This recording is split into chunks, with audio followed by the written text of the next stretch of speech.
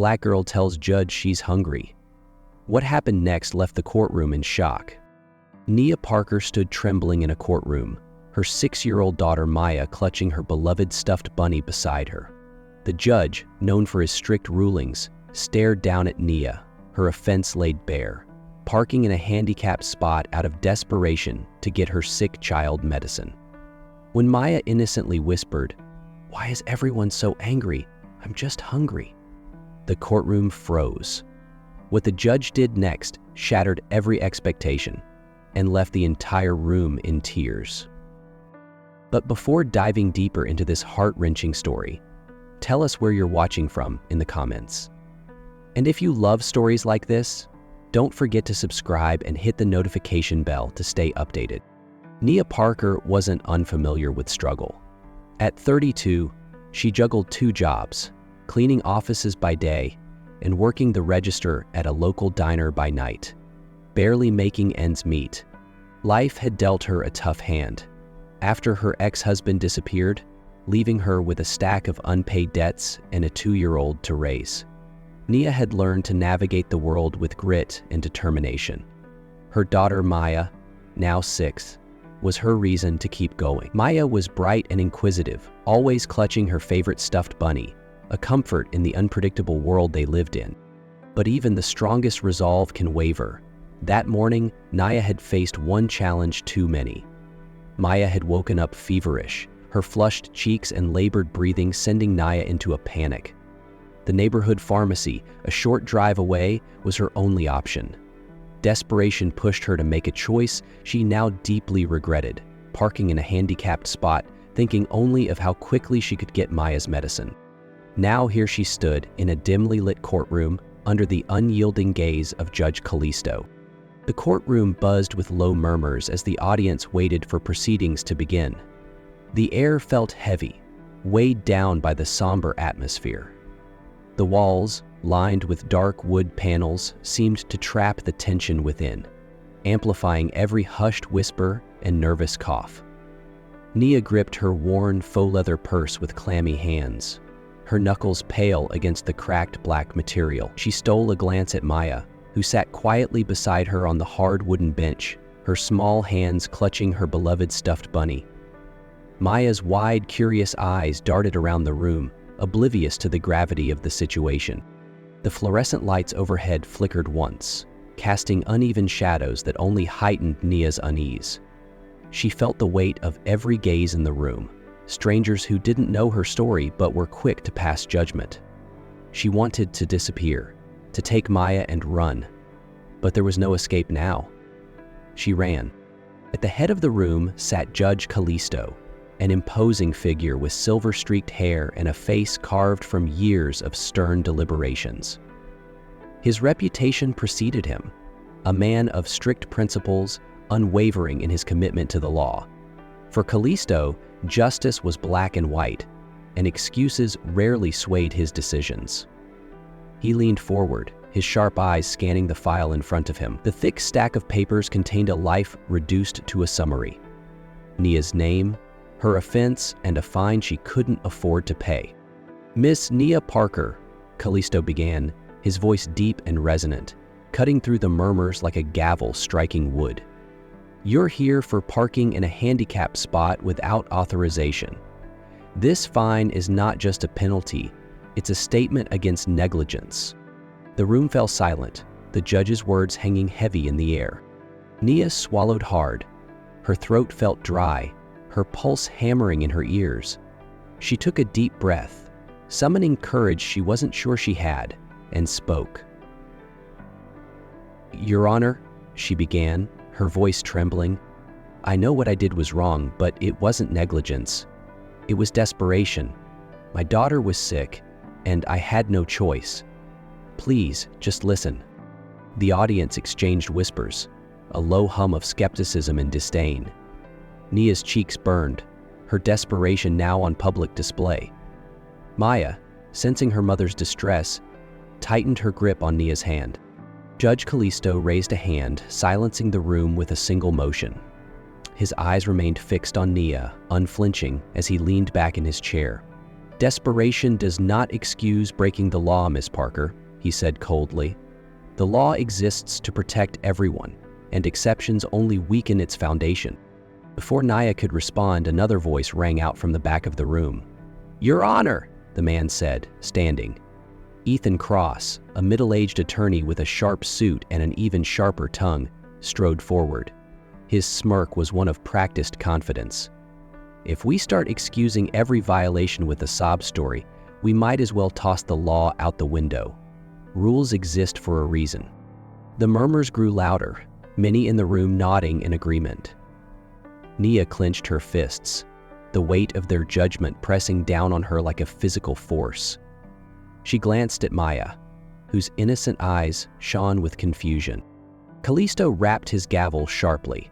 Mr. Cross, sit down, he commanded. The attorney complied, though his smirk lingered. His point made. Turning back to Nia, Callisto's gaze softened, just a fraction, but his tone remained firm. Ms. Parker, continue. Nia's breath hitched. This was her moment, her only chance to plead her case. She looked at Maya, at her wide, trusting eyes, and found the strength to speak again. Your Honor, she said, her voice steadier now. I didn't park there because I didn't care about the rules. I parked there because my daughter had a fever, and I didn't know what else to do. I thought, her voice broke, I thought I could run in and out before anyone noticed. Callisto's brow furrowed, his fingers steepled as he considered her words. The silence stretched, every second an eternity. Nia felt the tears burning in her eyes, but refused to let them fall. She had to be strong. For Maya. Callisto's face, etched with years of solemn deliberations, hardened as Nia's words lingered in the air. The silence felt like a noose tightening around her. Just as the judge opened his mouth, a voice cut through the tension like a blade. Your Honor, came the sharp tone, echoing from the back of the courtroom. All heads turned toward a man rising from his seat. It was Ethan Cross, his tailored suit and neatly combed hair a sharp contrast to the weary faces around him. He carried himself with the arrogance of someone used to winning arguments. A smirk tugged at the corner of his mouth, a performance piece for the crowd. If we start excusing every violation with a sob story, Ethan said, his voice dripping with condescension, we might as well toss the law out the window. Rules exist for a reason. A ripple of murmurs spread through the room. People shifted uncomfortably in their seats, a few nodding in agreement. Others exchanged uncertain glances, the moral weight of the argument tugging at their consciences. For Nia, the reaction felt like a personal attack, a wall of judgment closing in around her. She could feel her cheeks burn, humiliation mingling with anger. Her hand instinctively tightened around Maya's, a grounding gesture as much as a protective one. Maya, oblivious to the gravity of Ethan's words but attuned to her mother's distress, squeezed back. The small, reassuring pressure in that tiny hand reminded Nia why she was standing here, swallowing her pride, exposing her struggles for all to see. Judge Callisto raised his hand, a swift gesture that commanded silence. The murmurs stopped as abruptly as they had begun, the authority of the courtroom reasserting itself. He did not address Ethan's comment directly, nor did his expression betray what he thought of the attorney's pointed remarks. Instead, his sharp gaze shifted to Maya. The child sat up straighter under his scrutiny, her wide, unblinking eyes locked on his. Her bunny, now hugged tightly against her chest, appeared as though it was shielding her from the heavy stares of the room. Nia's breath caught. What would the judge say to her little girl? What's your name? Callisto asked, his voice quieter than before, but still laced with the gravity of his position. The shift in his tone caught everyone off guard, softening the edges of the moment. Maya hesitated, glancing briefly at her mother for reassurance. Encouraged by Nia's faint nod, she whispered, Maya, sir. Callisto's stern expression softened, his eyebrows lifting slightly as he regarded the child. There was something unspoken in the air, a thread of recognition, a quiet flicker of memory that only he could see. For a moment, his gaze lingered on her, as if she reminded him of someone or something long buried in his past. Before the moment could stretch too far, Maya's small voice filled the silence again, surprising everyone. "Mommy says we have to follow rules too," she said with the disarming honesty of a child. Her words, so simple yet profound, seemed to ripple through the courtroom, momentarily disarming even Ethan. "Wise advice," Callisto replied, his lips twitching toward something like a smile. "But do you know why we have rules, Maya?" The question caught her off guard, but her young mind worked quickly. She tilted her head, considering. "So, everyone can be fair?" she ventured, her tone unsure, but curious. Callisto leaned back slightly, steepling his fingers in thought. The audience watched, transfixed. For a moment, it seemed the judge had forgotten everyone else in the room, his focus solely on the small girl who clutched her bunny like a lifeline. "You're right," he said finally, his tone measured. "Rules are meant to make things fair, but fairness isn't always easy to find." His words hung in the air, carrying a weight that seemed to land squarely on Ethan's shoulders. The attorney stiffened but said nothing, his smirk replaced by a tight-lipped expression. Nia felt her heart hammering in her chest. There was something happening here, something she couldn't quite name but felt nonetheless. For a brief moment, Callisto seemed less like the immovable pillar of justice she had feared, and more like a person, a man, grappling with something larger than this one case. But the spell was broken when Ethan cleared his throat, stepping forward again. "Your Honor," he began, his tone sharper now, "this is highly irregular. We're here to address an infraction, not entertain philosophical debates with a child. The facts are clear. Ms. Parker knowingly parked in a handicapped space without authorization. If we let emotions dictate rulings, the system will collapse under its own weight." The murmurs returned, louder this time, as the audience digested Ethan's words. Callisto's steely gaze flicked to Ethan, silencing him mid-step. "Mr. Cross," the judge said, his voice cutting, "I decide what is relevant in this courtroom, not you." Ethan hesitated, then nodded stiffly, retreating to his seat with a clenched jaw. Turning back to Nia, Callisto's expression hardened once more. "Miss Parker," he said, his tone regaining its earlier edge, "you've explained why you made the decision you did. But desperation does not absolve accountability. We are all bound by the law, even when it feels unfair." Nia opened her mouth to speak, but her words faltered. Maya, however, was not done. She turned her big, questioning eyes back to the judge and asked with childlike simplicity, "If Mommy says sorry, can you make it fair?" The question, innocent yet piercing, hung in the room like an echo no one knew how to answer. Callisto's jaw tightened. For the first time, his resolve seemed to waver.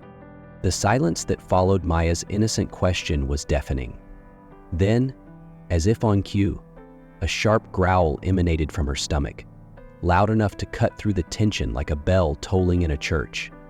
All eyes turned to the little girl, and before Nia could stop her, Maya blurted out with a mix of frustration and childlike honesty.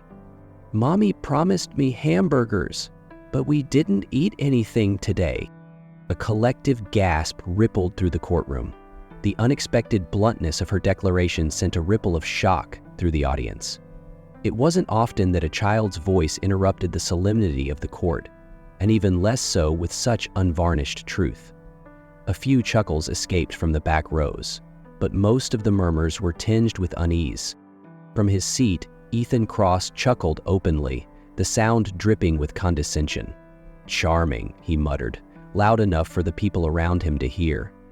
His smirk widened, reveling in the awkwardness Maya had introduced.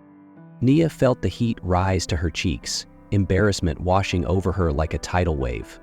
She bent toward her daughter, whispering urgently, "Maya, please, not now." Her voice was a mix of pleading and desperation, but Maya either didn't hear her or chose to ignore the admonition entirely. Oblivious to the weight of the moment, Maya turned her big, earnest eyes toward Judge Callisto and asked, "Why is everyone so angry?" "I'm just hungry." He looked past her daughter. The simplicity of her question was like a pin pricking a balloon, releasing the tension in an unexpected way. The room didn't laugh, but the weight of the moment shifted. Callisto, who had been stone-faced throughout the proceedings, leaned back slightly in his chair. His hands, steepled in front of him, dropped as he regarded the little girl with an expression that seemed almost softened. "Hungry, huh?" the judge asked, his tone even but with a faint undercurrent of curiosity. Maya nodded earnestly, clutching her stuffed bunny closer. "Yes, sir," she said. "We were going to get hamburgers, but Mommy said we had to come here first." Nia closed her eyes briefly, wishing she could vanish into the woodwork. This was not how she wanted the judge, or anyone in the courtroom, to view her. To her surprise, though, Callisto didn't scold Maya or dismiss her interruption. Instead, he leaned forward, resting his elbows on the bench. "You seem like a smart girl, Maya," he said. "Do you know why your mom brought you here today?" Maya frowned, her small face scrunching up in thought. She glanced at Nia, who shook her head slightly, trying to signal her to stop talking. But Maya, in her innocent determination, looked back at the judge. "Because she said we have to follow rules," she answered. Callisto's brows lifted slightly, and for a moment he seemed almost disarmed. "That's true," he replied. "But sometimes following the rules is hard, isn't it?" Maya nodded solemnly. "It's really hard. Mommy tries her best, but sometimes she cries when I'm asleep. I think it's because things are hard." The courtroom went deathly quiet. Even Ethan shifted uncomfortably in his seat, the smugness in his expression faltering for the first time. Nia's heart sank. She hadn't realized Maya was so aware of her struggles. For a moment, she felt exposed. Her life laid bare, not through her own words, but through the unfiltered honesty of her child. "Maya," Nia whispered again, her voice cracking. "Please, that's enough." But Callisto held up a hand, silencing the room and, by extension, Nia's protest. His eyes, sharp and perceptive, lingered on Maya before shifting back to Nia. "Your daughter is very observant," he said, his voice quieter now. There was something in his tone that Nia couldn't quite place. Sympathy, perhaps, or a deeper understanding. Ethan, clearly sensing the narrative slipping away from him, stood abruptly. "Your Honor," he interjected, "while this is all very touching, we're losing focus. The issue at hand is the defendant's blatant disregard for—" "Mr. Cross?" Callisto interrupted, his tone cutting. He didn't raise his voice, but the authority in his words silenced Ethan immediately. "Sit down." Callisto sighed. Ethan hesitated for a fraction of a second, clearly weighing his options, before begrudgingly sinking back into his seat. Callisto returned his attention to Maya, his expression unreadable. "Maya," he said gently, "do you think it's fair that your mom is here today?" Maya tilted her head, considering the question. "I don't know," she admitted. "Mommy says rules are important, but she also says sometimes we have to do hard things to make sure people we love are okay." Steve haunted her mind. The judge exhaled slowly, his gaze distant for a moment. It was as if something about Maya's words had struck a chord, though he didn't say what. When he finally spoke again, his voice was steady, though quieter than before. "Thank you, Maya," he said. "You've given me something to think about." He turned his attention back to Nia, his stern demeanor returning. "Miss Parker," he said, "while your daughter has provided some insight, the fact remains that laws were broken. We cannot simply ignore that." Nia's heart sank, but she nodded, resigned to whatever was coming. She felt Maya squeeze her hand again, a silent show of support that brought tears to her eyes. Whatever the outcome, Nia reminded herself, they would face it together. Judge Callisto leaned back in his chair, his fingers steepled under his chin. For a fleeting moment, his typically impassive face betrayed something, an emotion so brief and subtle that only the most observant might have noticed. It wasn't anger, nor was it irritation. It was pain, buried deep, yet unmistakable to those who knew how to see it. The courtroom, with its polished wood and fluorescent lights, seemed to fade from his awareness as memories long buried stirred within him.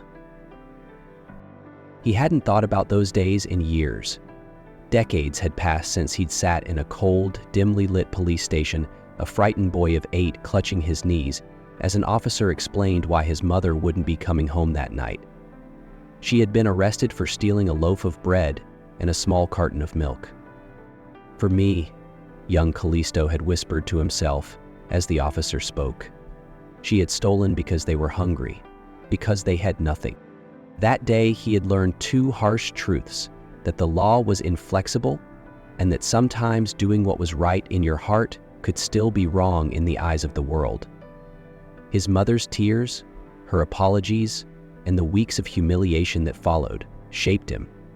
They had driven him to pursue a life where such things wouldn't happen again. But no matter how far he had climbed, the scars of those early years had never truly faded. The courtroom's hum returned to his consciousness, pulling him from the fog of memory. Maya's wide eyes were fixed on him, brimming with curiosity and innocence. Her question, so simple yet profound, echoed in his mind like a ghost from the past. It created the shivers across his body, shaking his confidence in the world as if it were a dream. He grabbed the courtroom cell out of his hand and took a step toward the door. Instead of responding with the stern reprimand the courtroom expected, Callisto leaned forward slightly, his elbows resting on the edge of his bench. His gaze softened as he addressed the young girl. Leaning up, he pointed to Philip. "Maya," he said, his voice quieter now.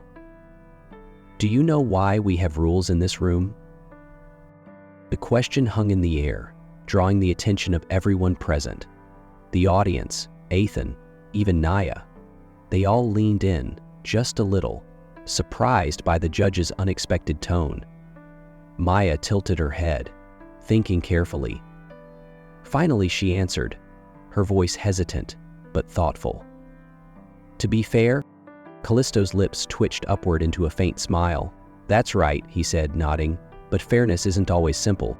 There was a murmur from the audience, but Callisto ignored it. He sat back, his expression thoughtful.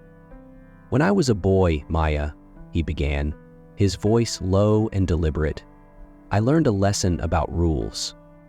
I learned that they're supposed to help everyone, but sometimes they don't." His words were measured, almost reluctant, as if speaking them aloud, re-examining wounds he thought had healed.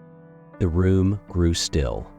Even Ethan Cross, who had been perched on the edge of his seat, ready to interject, seemed frozen. Nia glanced at the judge with wide eyes, her confusion mingling with a glimmer of hope. Callisto rarely spoke about himself. His reputation was built on his professionalism and impartiality, but here he was, pulling back the curtain, if only slightly. "When I was your age, Maya," he continued, his gaze distant now, "my mom broke a rule. It wasn't a big one, but it was still a rule. And because of that, she was punished." He paused, his eyes flickering back to the little girl. "She did it because we were hungry. Just like you." A collective inhale swept through the courtroom. Callisto's words, so personal and raw, seemed to strip away the barriers of formality that defined the space. Maya stared at him, her young mind processing what he had said. Nia's grip on her daughter's hand tightened, her heart pounding as she tried to comprehend the shift unfolding before her. Callisto straightened slightly, his demeanor regaining some of its characteristic authority. "I became a judge because I wanted to make sure that the rules would work for everyone," he said, his voice growing firmer. "But the truth is, sometimes even the best rules don't feel fair. And when that happens, we have to think very carefully about what justice really means." Maya tilted her head again, her small voice breaking the heavy silence. "So, is that why you're here? To make things fair?" The judge chuckled softly, a sound so out of character that it drew a ripple of surprise from the room. "Yes, Maya," he said. "That's why I'm here. But fairness is complicated. It's not always about what we want or what we think is right. It's about making decisions that help everyone, even when they're hard." His gaze shifted back to Nia, his expression unreadable. "Miss Parker," he said, his tone steady but laced with something softer. "You've made mistakes, and mistakes have consequences. But I understand now that your actions weren't out of disregard for the law. They came from a place of necessity." Ethan Cross finally found his voice. "Your Honor," he began, his tone clipped. "If I may remind the court—" "You may not," Callisto interrupted, his words sharp enough to cut. "I know the law, Mr. Cross, and I also know that justice is not blind to context." Ethan sat back, his face a mixture of frustration and disbelief. The courtroom buzzed with whispers, the tension thick enough to cut with a knife. Callisto took a deep breath, steeling himself. The memories of his childhood still lingered, raw and vivid, but he pushed them aside. He was no longer that scared, hungry boy. He was the judge now, and it was his responsibility to weigh every piece of this case. Every rule, every circumstance, and every plea for mercy. "Miss Parker," he said finally, his tone once again firm, "I haven't made my decision yet, but I promise you this: justice will be served, and it will be fair." With that, he rapped his gavel sharply, signaling a brief recess. The courtroom erupted into murmurs as people processed what they had just witnessed. Nia sat frozen, her mind racing. Maya, unaware of the storm her words had stirred, simply smiled and whispered, "He's nice, Mommy." Nia looked at her daughter, tears brimming in her eyes. For the first time in what felt like forever, she allowed herself a flicker of hope. The room was heavy with tension as the recess ended and everyone filed back into the courtroom. Nia sat stiffly, her palms damp and her heart beat loud in her ears. Maya was by her side, clutching her bunny tightly, her earlier curiosity now replaced by unease. When Judge Callisto re-entered, the murmurs silenced instantly. His sharp gaze swept the room before landing back on Nia. "Miss Parker," he said, his tone commanding but not unkind, "this is your opportunity to explain. Make it count." Nia nodded, exhaling slowly. She stood, gripping the edge of the table in front of her, as if to steady herself. "Your Honor," she began, her voice trembling, "I know I made a mistake, but I want you to understand why." Her eyes darted briefly to Maya before she continued. "That morning, I woke up to Maya burning with a fever. Her breathing was labored, and she kept crying about how much her head hurt. I didn't know what to do. I panicked. I grabbed her and rushed to the pharmacy because it was the only place I could think of to get what she needed." Her voice cracked, and she paused, gathering herself. "When I got there, all the parking spots were full except for the handicap space. I knew it was wrong, but I was so desperate to get her medicine quickly. I thought I'd only be a few minutes." The room was silent, the weight of her words settling over the audience. Maya looked up at her mother, her small face filled with the quiet understanding that seemed far beyond her years. But just as the moment began to sink in, Ethan Cross stood, his chair scraping loudly against the floor. "Your Honor," he interjected, his voice slicing through the air, "with all due respect, this is irrelevant. We're wasting time on emotional appeals that don't change the facts. She broke the law, period. Are we really going to entertain excuses from someone who clearly can't manage her responsibilities?" Nia froze, her breath catching in her throat. The sharpness of his words hit her like a physical blow. Ethan's condescension, the disdain in his tone, it was too much. Something inside her snapped. She turned to him, her voice rising with anger. "How dare you?" she demanded, her eyes blazing. "You don't know me or what I've been through. You sit there in your expensive suit, acting like you're better than everyone else. But you have no idea what it's like to live paycheck to paycheck, to wake up every day wondering if you'll be able to feed your child, to make impossible choices because you have no other options. I just want your words of profession." The room grew colder, the intensity of her outburst sending a ripple of shock through the audience. Maya shrank back in her seat, clutching her bunny tighter. Ethan's expression wavered for a split second, but he quickly masked it with an air of indifference, his lips curling into a faint smirk. Judge Callisto rapped his gavel sharply, his deep voice cutting through the charged atmosphere. "Enough," he commanded, his tone brooking no argument. His piercing gaze flicked to Ethan. "Mr. Cross, you will remain silent unless addressed." Then, turning back to Nia, he added more calmly, "Miss Parker, continue." Nia hesitated, her emotions still raw, but she nodded and took a shaky breath. "After I got the medicine, I came out and saw the ticket on my windshield," she said, her voice quieter now. "I was terrified. I couldn't afford to pay it. I barely have enough to cover rent and food as it is.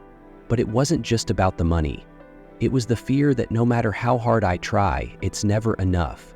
That I'll always be seen as someone who failed." She blinked rapidly, fighting back tears. "I've been trying so hard to build a life for my daughter. Her father left us with nothing, took every dollar I'd saved. Since then, it's been me and Maya against the world.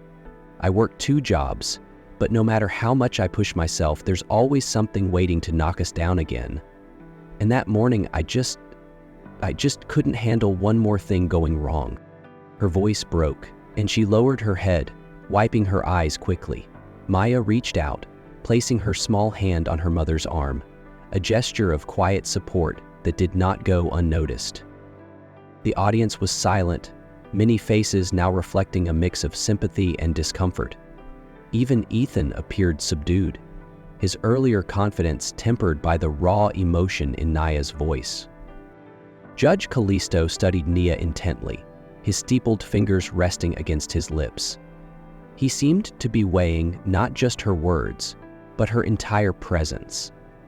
The way her shoulders sagged under the weight of her burdens, the way she clung to hope despite it all. For a moment, the courtroom felt suspended in time, the only sounds the faint hum of the lights and the occasional shuffle of feet. Finally, Callisto spoke, his tone measured but carrying a hint of something softer. "Miss Parker, your circumstances are undeniably difficult," he said. "But the law exists for a reason. We cannot ignore that." Before Nia could respond, Ethan leaned forward, emboldened once again. "Exactly, Your Honor," he said, his voice regaining its edge. "The defendant's struggles, while unfortunate, do not justify breaking the law. If we excuse one violation, what message does that send to everyone else? That the law bends to emotional appeals?"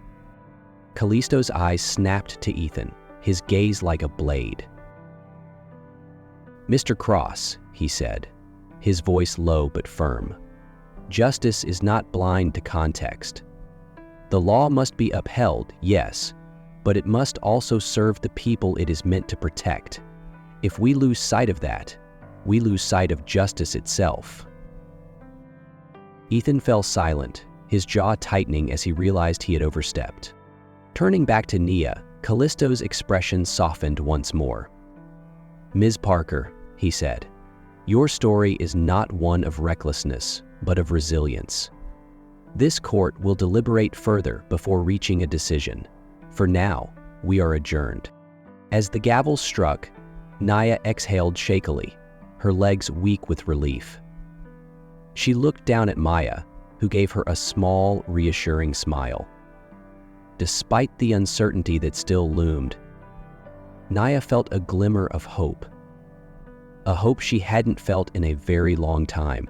The room hung heavy with silence as Nia's voice broke, each word cutting through the courtroom like a blade. Her hands trembled as she clutched the edge of the defendant's table, trying to hold herself steady.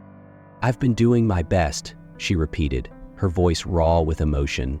"My daughter is all I have left. After her father abandoned us, after he stole everything I had saved for her future, I've been fighting every single day just to keep us afloat." Her words faltered as she fought back the tears threatening to spill over. "Every single day, Your Honor." A hush fell over the room, the gravity of her confession weighing on everyone present. Even Ethan Cross, whose sharp-tongued remarks had been relentless throughout the proceedings, appeared momentarily disarmed. He shifted in his seat, his smirk replaced by a flicker of unease. Judge Calisto's expression remained composed, but his fingers curled tightly around the armrests of his chair, his knuckles whitening. His eyes, sharp and analytical, lingered on Nia.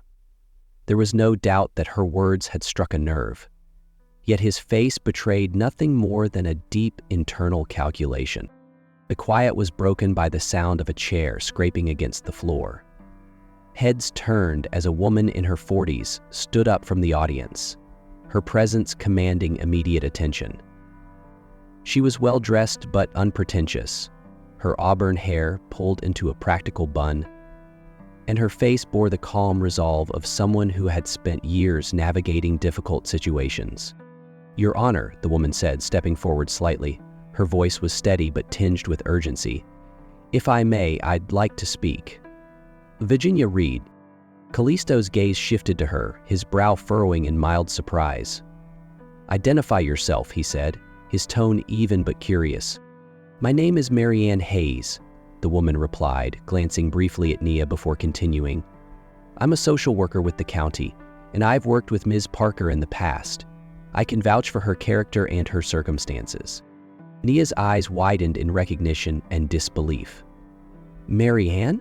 she whispered under her breath. Maya, sensing her mother's shift in emotion, tightened her grip on her bunny, but said nothing. The courtroom murmured, the tension taking on a new dynamic. Ethan Cross stood abruptly, his voice sharp. "Your Honor, this is highly irregular. Allowing testimony from an audience member undermines the integrity of these proceedings." Calisto raised a hand, silencing him instantly. "Mr. Cross," he said firmly, "I will decide what is and isn't relevant. Sit down." Ethan hesitated but complied, his frustration evident in the tight set of his jaw. Calisto turned back to Marianne, nodding for her to continue. Marianne took a deep breath. "Your Honor," she began, her voice carrying the weight of someone who had seen too many cases like this. "I first met Ms. Parker 2 years ago. At the time, she was working 2 jobs to support her daughter after her husband left, taking every dollar they had. Despite the odds, she managed to keep a roof over their heads and food on the table. She's never asked for handouts, only for opportunities to make things right." She paused, her eyes scanning the room, settling briefly on Nia before returning to the judge. "I've seen a lot of people in difficult circumstances, and I can tell you, Ms. Parker is not reckless. She is not negligent. She's a victim of a system that doesn't give people like her a fair chance. But she's trying. Every single day." The room buzzed with whispers, the audience clearly moved by Marianne's words. Nia sat frozen, her heart pounding as tears filled her eyes. She had never expected anyone to stand up for her, least of all someone who had only glimpsed her struggles from the outside. Ethan, unwilling to let the narrative slip entirely out of his control, rose again, his voice cold and calculated. "Your Honor, while Ms. Hayes' testimony may paint a sympathetic picture, it does not excuse the fact that Ms. Parker knowingly broke the law. Sympathy is not a substitute for accountability." Calisto's gaze snapped to Ethan, his eyes narrowing.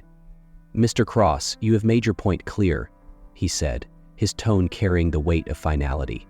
"Sit down, or you will be removed from this courtroom."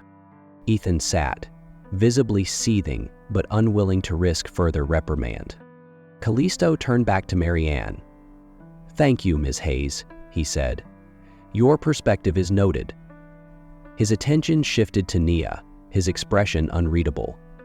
For a moment, The room felt suspended in time, the air thick with anticipation. Finally, Callisto leaned forward, addressing Nia directly. "Miss Parker," he said, his voice steady but carrying an edge of something softer, "your story is one of resilience, not recklessness. It is clear that you have faced challenges few could understand. But the law cannot be ignored. The question before this court is not whether your actions were justified, but whether they warrant punishment." He paused, his gaze flicking briefly to Maya, whose wide eyes watched him with an innocence that seemed to pierce his armor. "This is not an easy decision," he continued, his voice lower now, "but justice must be tempered with understanding.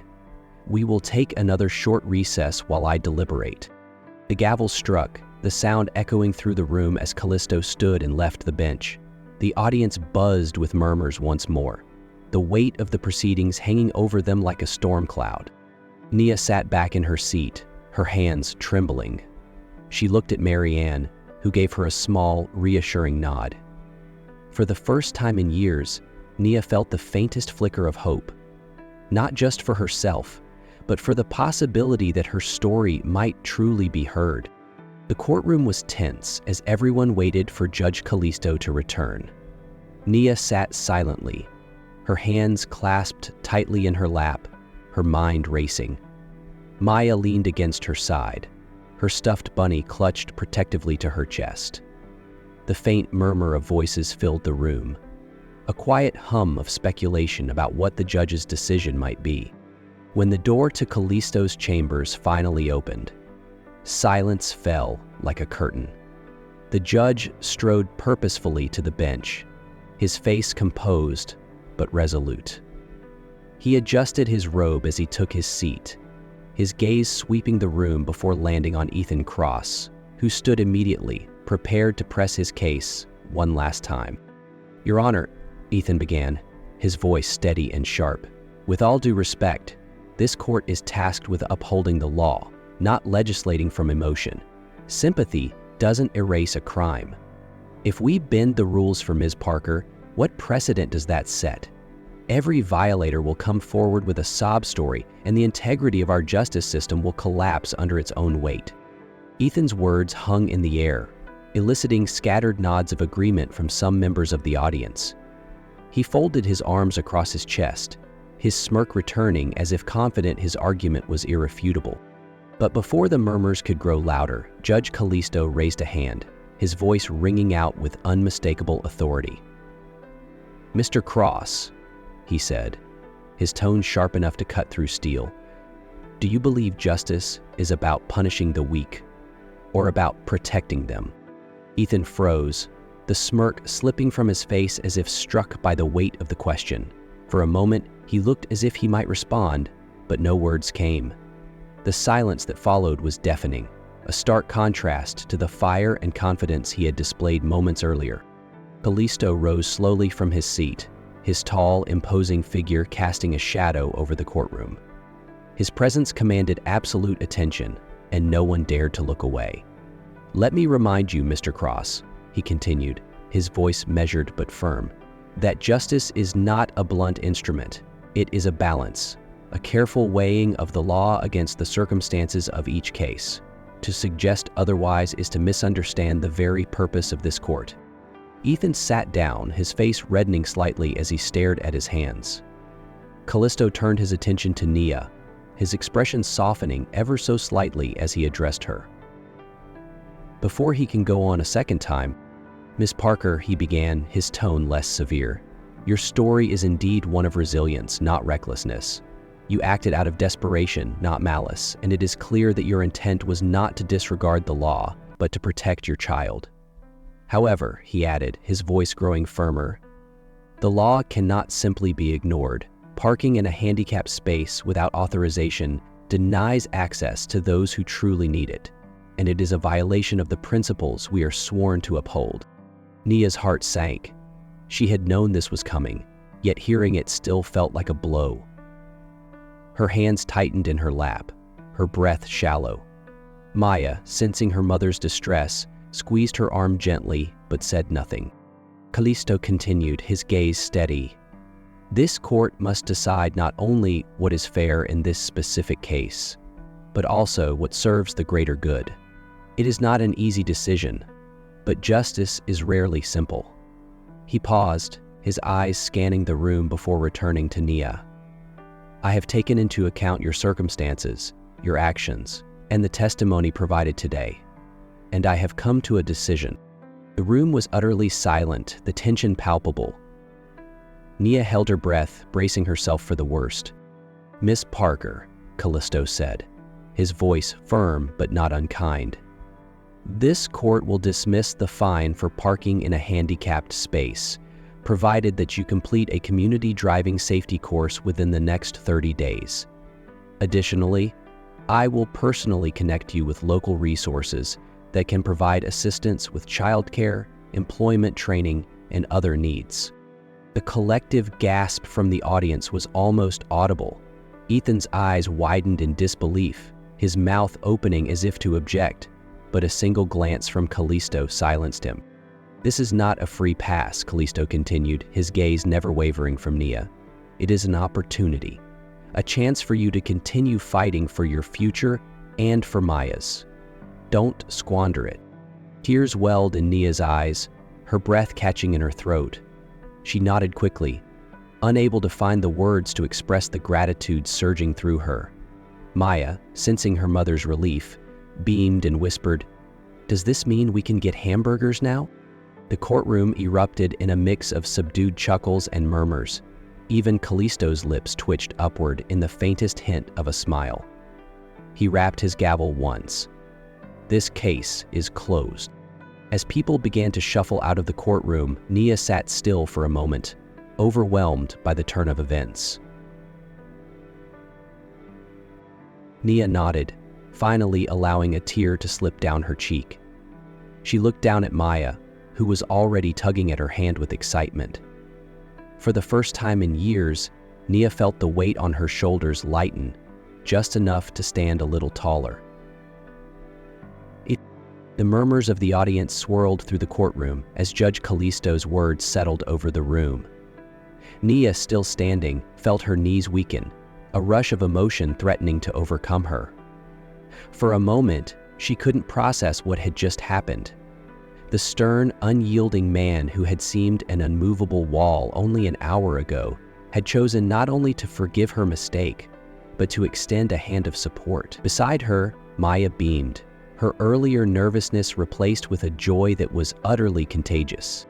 Ethan Cross, seated stiffly at his table, wore an expression of disbelief.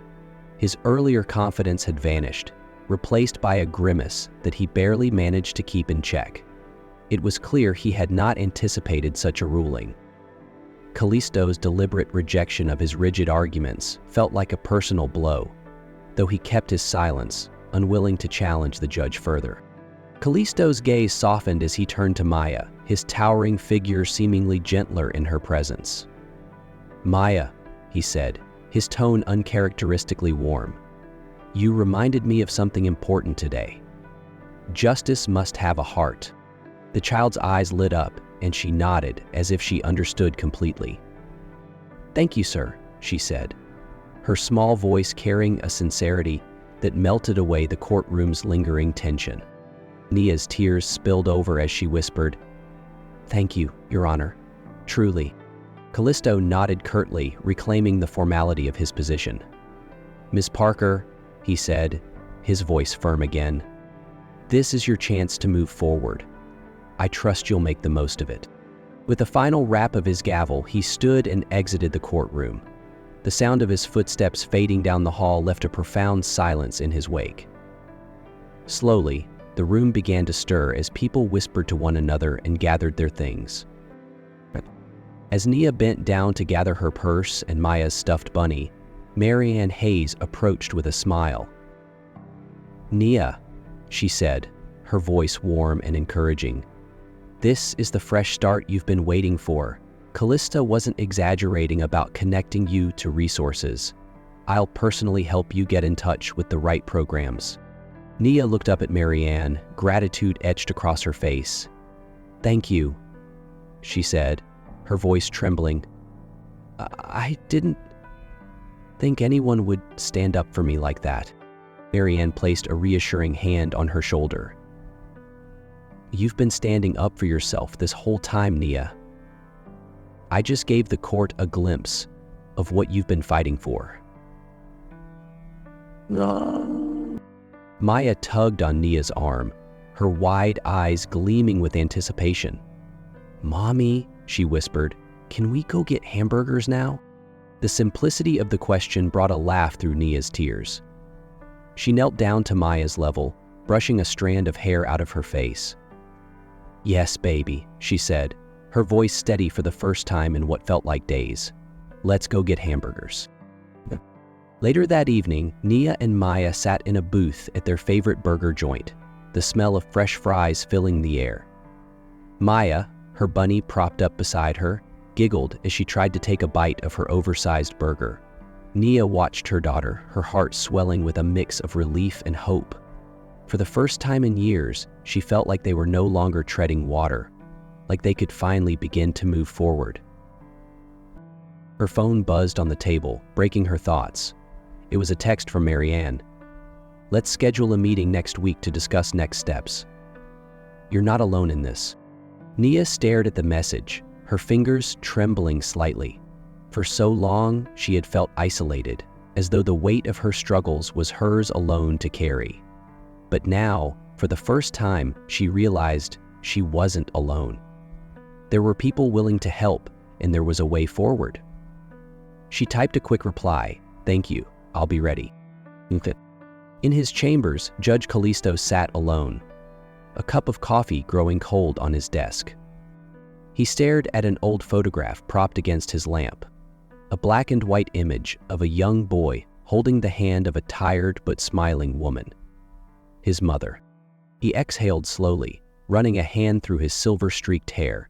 The day's proceedings had stirred memories he had long tried to bury, but Maya's innocent words and Nia's unyielding resilience had cracked open something in him, something he hadn't felt in years. He reached into his drawer, pulling out an envelope marked with the name of a local foundation that provided scholarships for single mothers. He stared at it for a moment before placing it back, a small smile tugging at the corners of his lips. Justice, he thought, truly must have a heart. In the days that followed, Nia began to see small but tangible changes in her life. With Marianne's help, she enrolled in a childcare program that eased her daily burden. The community driving safety course, though a reminder of her mistake, became a symbol of her commitment to a better future. She even received a call from a local career center offering her an interview for a higher pay position.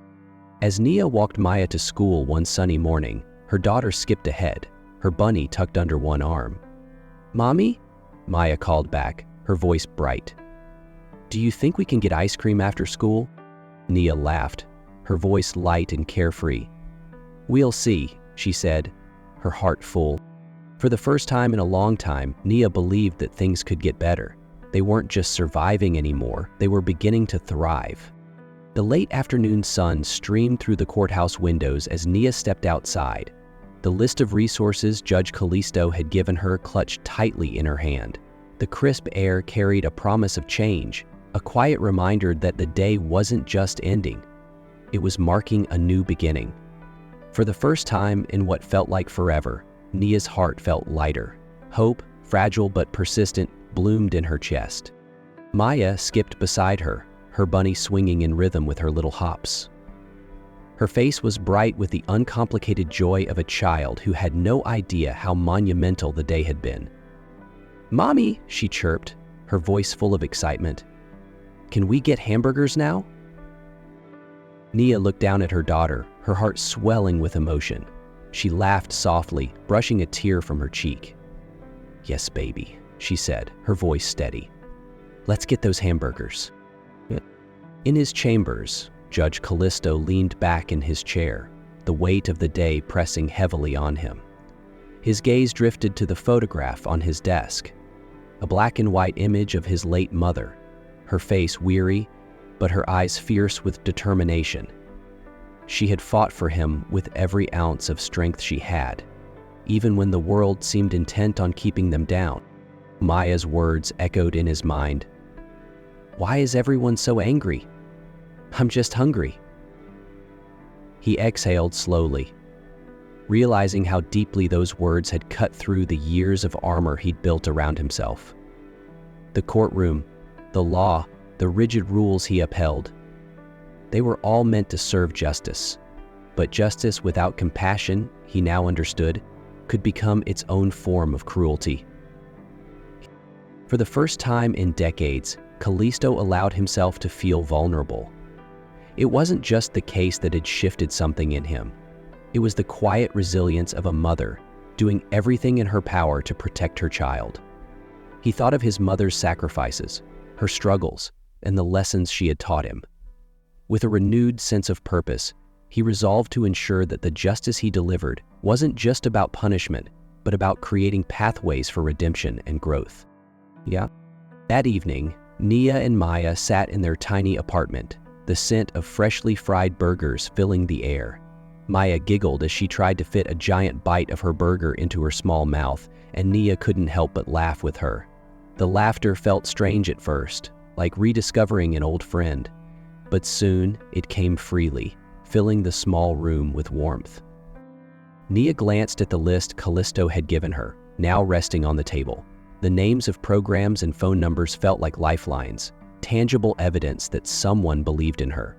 She didn't know what the future held, but for the first time in years, she felt like she wasn't fighting alone. "Mommy," Maya said suddenly, her eyes wide with curiosity, "do you think that nice judge likes hamburgers too?" Nia chuckled, shaking her head. "I don't know, sweetheart, but maybe one day we'll get to thank him properly." Days turned into weeks, and small but significant changes began to take root in Nia's life.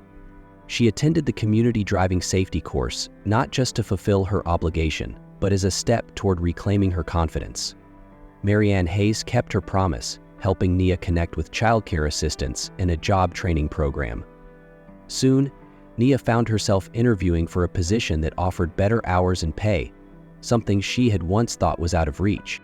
As the pieces of her life slowly fell into place, Nia often thought about the courtroom, about Callisto, and about the moment when hope had been handed back to her. She thought about the power of compassion and how it had changed the trajectory of her life. For so long, she had believed that the system was only there to punish, never to help. But Callisto had shown her something different, a reminder that justice could also mean second chances. In the quiet of his chambers one evening, Callisto sat alone, the photograph of his mother still on his desk. He thought of Nia and Maya, of their struggles and their strength, and of the countless others like them who passed through his courtroom every day. He wondered how many lives he had overlooked in his pursuit of order and law, how many times he had allowed the weight of his position to silence his empathy. The thought lingered, challenging him. Had he done enough? Could he do more? The question didn't have an easy answer, but it wasn't one he intended to ignore. As Nia tucked Maya into bed that night, the little girl hugged her bunny tightly and whispered, "Mommy, today was the best day ever." Nia smiled, brushing a strand of hair from Maya's forehead. "It was a good day," she said softly. "And there are going to be more good days, I promise." She turned off the light and closed the door. Nia paused in the hallway, the weight of the day settling over her. The future was still uncertain, but now it felt like something worth fighting for. Justice, she realized, wasn't just about the rules. It was about the people those rules were meant to protect.